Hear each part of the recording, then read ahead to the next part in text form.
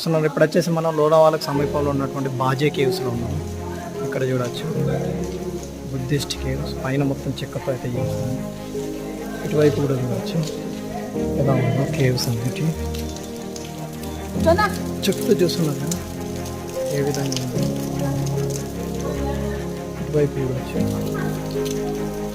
ఇక్కడ కూడా మీరు పైన చూస్తే 2 అంతస్తులు అయితే ఇది నిర్మించడం అయితే జరిగింది.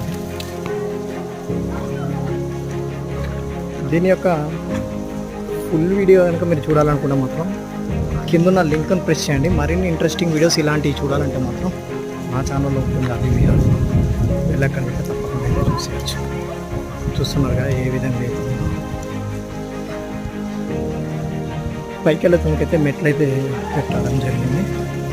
ఓకే, ఇంకేందుకు ఆలస్యం, వెళ్ళి పూర్తి వీడియో అయితే చూసేయండి.